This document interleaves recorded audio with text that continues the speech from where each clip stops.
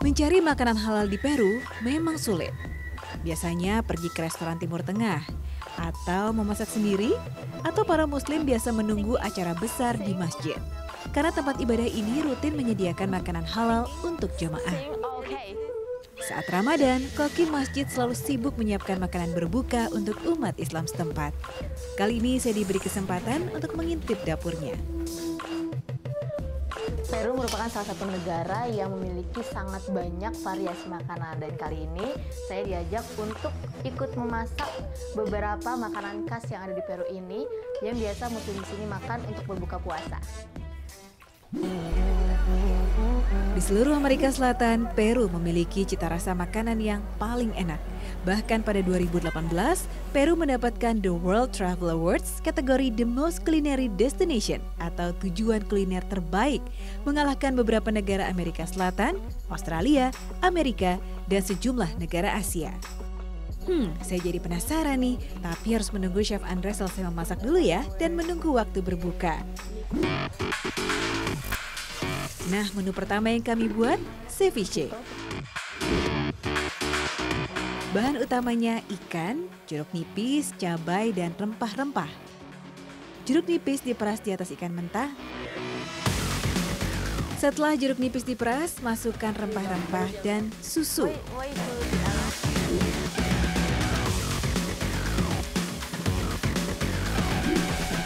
Wow, tidak sampai 5 menit makanannya jadi. Saya kira ini bakal dimasak atau direbus atau digoreng, tapi ternyata cuma seperti ini. Tidak heran kenapa lemon yang digunakan itu banyak, karena lemon itu berfungsi untuk mematangkan ikannya sendiri. Dan ceviche ini memang salah satu makanan yang paling penting dan sangat penting yang ada di Peru ini.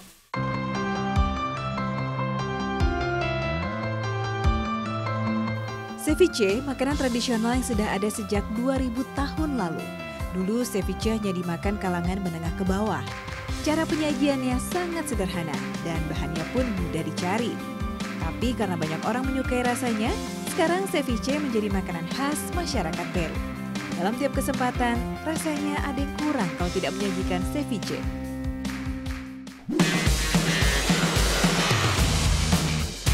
Lanjut, makanan kedua berbahan dasar kentang dan ayam. Nah, kentang juga wajib disajikan dan sangat khas loh di Peru.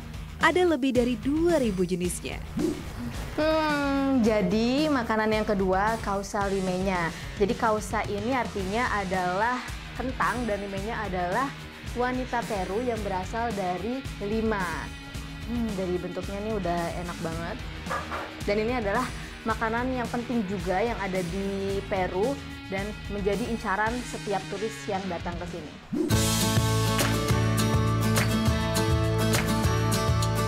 Membuat causa limenya juga tidak lama. Caranya sangat mudah. Hanya perlu menumpuk ayam yang sudah matang dengan kentang, kemudian diberi bumbu. Dua makanan saja tidak cukup. Masih dengan bahan dasar kentang, Chef Andres akan membuat papa ala Huan China. Kentang yang dimakan dengan dressing krim keju yang pedas. Makanan yang satu ini biasanya menjadi makanan pembuka atau appetizer. Saya baru pertama kali lihat, tadi awalnya saya kira ini adalah kurma, tapi ternyata ini adalah salah satu buah yang khas berasal dari Peru. Aceituna namanya. Aceituna, buah dari pohon zaitun. Buah kecil ini berfungsi sebagai penambah rasa asin dalam makanan. Nah, makanan selanjutnya, lomo saltado.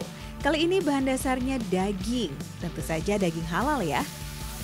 Dari 3 masakan yang sudah dibuat, baru ini nih yang dimasak menggunakan api. Dagingnya hanya perlu ditumis dengan campuran rempah dan bumbu. Lihat-lihat cara pembuatannya hampir sama ya dengan daging tumis ala Indonesia. Tak seperti kebanyakan makanan di negara Latin, Peru memiliki cara masak dan bumbu yang hampir mirip dengan Indonesia. Peru juga mendapatkan banyak pengaruh dari Asia karena sempat dipimpin oleh Presiden berdarah Jepang selama 10 tahun.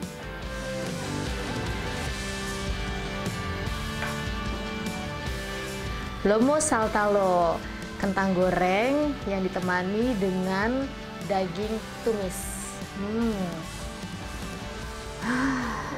Delicioso. Seperti yang satu ini, chicharrón de pota. Cara masaknya mirip dengan tempura. Cumi-cumi dicelupkan ke adonan tepung lalu digoreng. Bedanya saus yang digunakan campuran mayones, mustard, dan bumbu khas Peru. Jadi sebelum diberikan tepung, cumi-cuminya ini didiamkan dulu selama 1 jam. Walaupun lama, tapi itu sangat berfungsi untuk membuat cumi-cuminya ini menyerap bumbu-bumbunya. Jadi nanti rasanya akan lebih enak.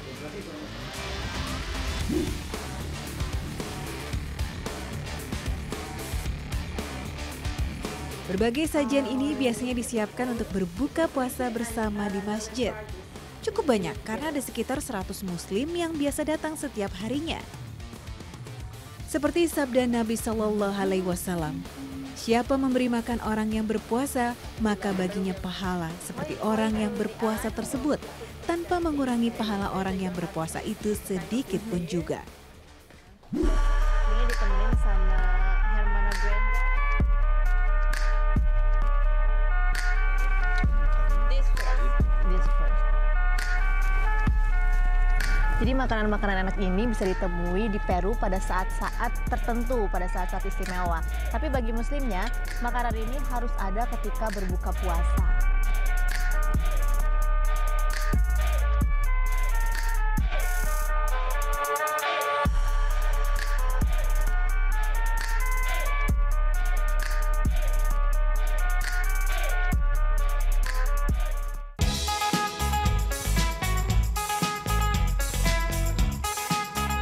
Peru tidak hanya terkenal dengan makanan dan budayanya. Di sini juga terdapat binatang yang khas dan menjadi maskot negara. Iya, lama primadonanya. Wow, kalau biasanya saya hanya bisa melihat lama di kebun binatang di Jakarta, tapi kali ini saya bisa melihatnya langsung di peternakannya. Jadi lama itu adalah hewan asli yang berasal dari dataran Amerika. Dulunya berasal dari Amerika Utara, tapi 6.000 tahun yang lalu mereka pindah ke dataran Amerika Selatan.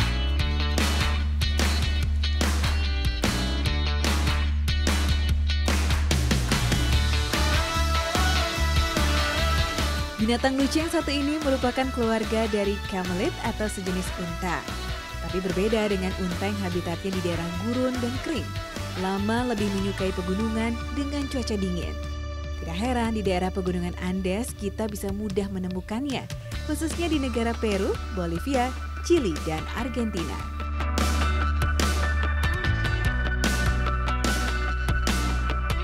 Salah satu alasan terkenalnya lama di sini karena besarnya populasi mereka. Diperkirakan ada lebih dari 7 juta ekor di seluruh Amerika Selatan.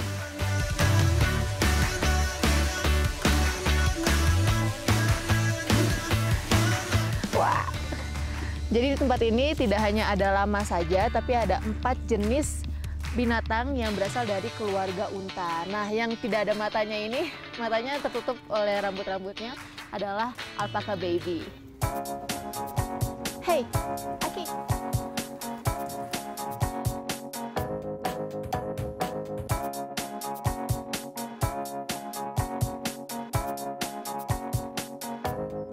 Lama, alpaka, vicuña, dan guanaco adalah jenis yang banyak ditemui di Peru dan negara Amerika Selatan lainnya. Binatang ini termasuk spesies hewan peliharaan tertua di dunia.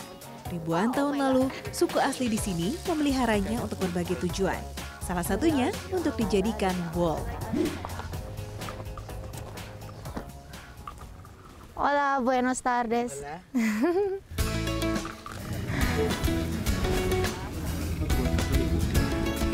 Kebetulan saya bertemu dengan Moises. Dia mengajarkan saya cara membuat benang wool dari bulu bayi nuka. Ini katanya adalah benang wool yang paling lembut di seluruh dunia. Tapi ngelihatnya sih gampang. Kalau ngelakuin sendiri tuh susah banget. I destroyed it. Tienes que practicar esto. Si dominas esto, you have to practice. Okay.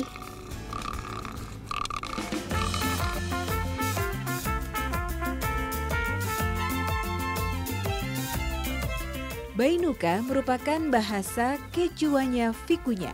Moises dan warga setempat sering memanfaatkan bulu Vicuña untuk membuat pakaian hangat. Nah, ini benang wol yang sudah jadi, tapi butuh 1 bulan untuk membuat benang wol seperti ini. Dan membutuhkan 3 ekor bainuka untuk bisa menjadikannya seperti ini.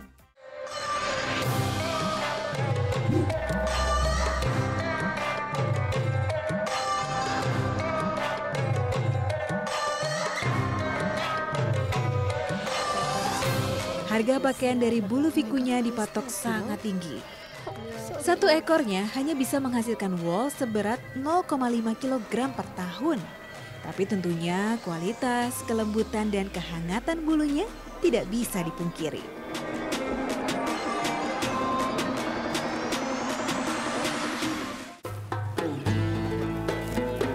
Selain dijadikan pakaian, lama dan jenis camelit lainnya biasa dijadikan makanan. Dagingnya terkenal sangat enak. Tapi sayang, saya tidak bisa mencoba karena di sini tidak ada Muslim yang memproduksi daging lama.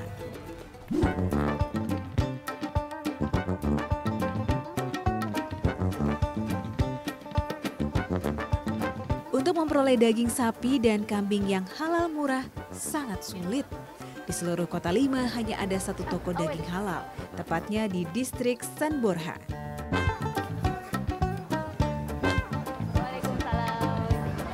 So this is the store? Yeah, this is the store of owner of the Sheikh Mohammed. He have this store for the need of Muslim people.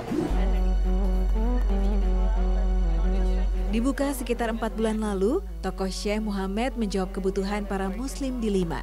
Sebelumnya, Muslim Lima hanya bisa memakan daging di masjid 1 tahun sekali. Tapi kini mereka bisa bebas membuat olahan makanan dengan daging yang sudah pasti halal karena disembelih sendiri oleh Sheikh Mohammed.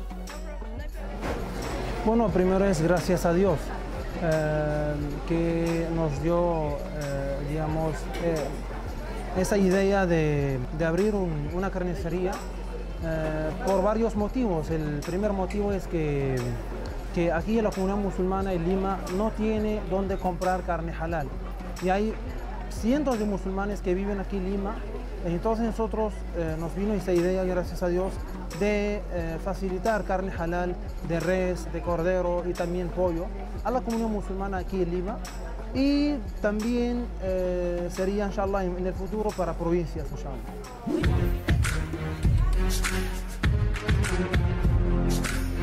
Dengan label halal yang ia canangkan, tak hanya membantu para Muslim untuk bisa mengkonsumsi daging tanpa rasa khawatir. Sheikh Mohammed juga bertujuan mengenalkan Islam ke khalayak yang lebih luas. No tanto para musulmanes como para no musulmanes. Como han visto aquí personas que han venido, entonces que no son musulmanas y vienen. Hay gente también que no es musulmana y le explicamos qué es carne halal y sí lo han aprobado y han sentido la diferencia. Karena berada di negeri minoritas, para pembeli justru kebanyakan mereka yang bukan Muslim.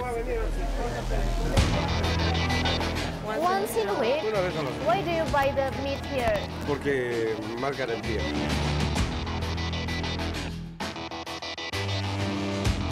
Is the taste different with the other meat? Depende. Le echas algún enjunje, alguna brujería, Depende of todo, the ingredients. bacancitos. Ahora si lo metes al horno, cualquier cosa sale, pero tiene que meterle. ¿La carne de aquí es un poquito más cara o de otros lugares? Sí, un poquito, desde allá, un poquito más cara, 5 soles más. Si vas a otro mercado es más barato, pero medio raro.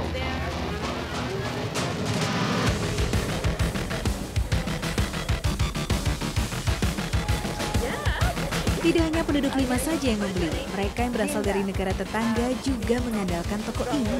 Jadi kebetulan sekali kami bertemu dengan saudara sesama Muslim yang berasal dari Inggris. Mereka juga mengaku sangat kesulitan untuk mendapatkan daging halal dan kebetulan ada toko daging halal di sini. Mereka pun sedang membelinya karena dari hari pertama mereka sampai di Peru mereka hanya memakan ikan-ikanan. Gracias. Alhamdulillah dapat juga halal meat-nya, daging halalnya. Jadi sekarang tidak usah khawatir lagi untuk memakan daging halal.